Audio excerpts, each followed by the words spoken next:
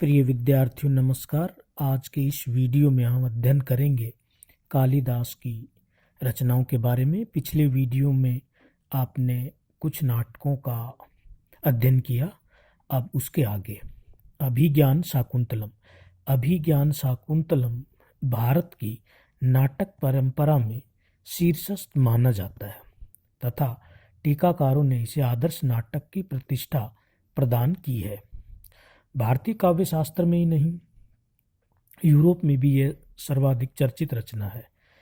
इस नाटक का प्रभाव जर्मनी के 19वीं शताब्दी के रोमांटिक लेखन पर भी देखने को मिलता है। अभिज्ञान शाकुंतलम में कालिदास की नाट्य प्रतिभा का प्रकर्ष देखा जा सकता है। यह उनकी अंतिम कृति है। इसकी गणना विश्व की महत्वपूर्ण कृति में होती है। रविंद्रनाथ टैगोर अभिज्ञान शाकुंतलम के विषय में कहते हैं कि प्रेम और सौंदर्य का ऐसा सरस, हृदयग्राही एवं मर्मस्पर्शी चित्रण अत्यंत अन्यत्र कहीं भी नहीं मिलता।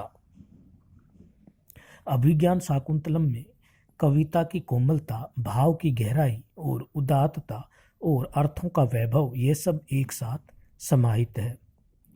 राजा दुष्यंत एवं कण्व ऋषि की दत्तक पुत्री शकुंतला के प्रेम की प्रसंग पर आधारित है। यह कथा महाभारत में भी आई है। मेघदूत 100 छंदों की कविता है। यह संस्कृत की सबसे लोकप्रिय कविताओं में से एक है।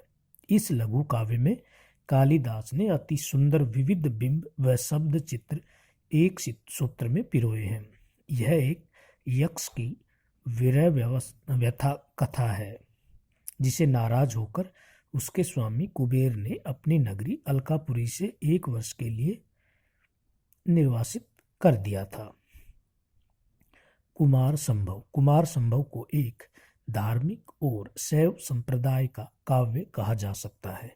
इसके सभी पात्र दैवीय हैं, यहाँ तक कि शिव स्वयं इस काव्य में एक पात्र है।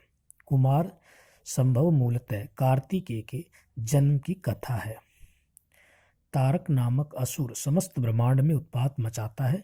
देवता भी उसके समक्ष असहाय हैं। उसके उत्पीड़न से मुक्ति पाने के लिए जब देवता प्रार्थना करते हैं तो उन्हें पता चलता है कि शिव का पुत्र ही उन्हें तारकासुर से मुक्ति दिलवा सकता है।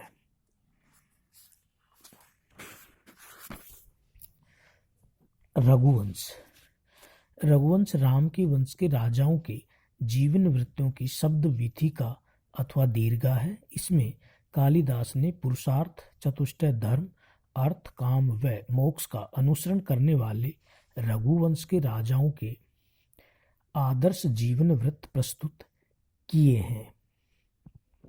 उनकी एक अन्य रचना है ऋतुसंहार। ऋतुसंहार कालिदास का प्रथम लघु काव्य ग्रंथ माना जाता है। इस काव्य की विषय वस्तु बहुत सरल साधारण है। साहित्य शास्त्रियों व टीकाकारों ने इसकी उपेक्षा की है।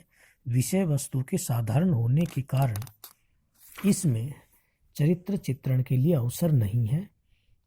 इस काव्य में साहित्य शास्त्रियों ने और रसिकों ने अधिक रुचि नहीं ली। इस काव्य में 6 सर्ग हैं, जिनमें भारत की ऋतु ग्रीष्म, वर्षा, शरद, हेमंत, शिशिर और बसंत का बड़ा ही सहज सरल वर्णन है।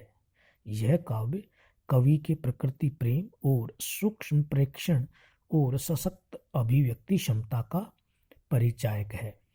आज इतना ही। धन्यवाद।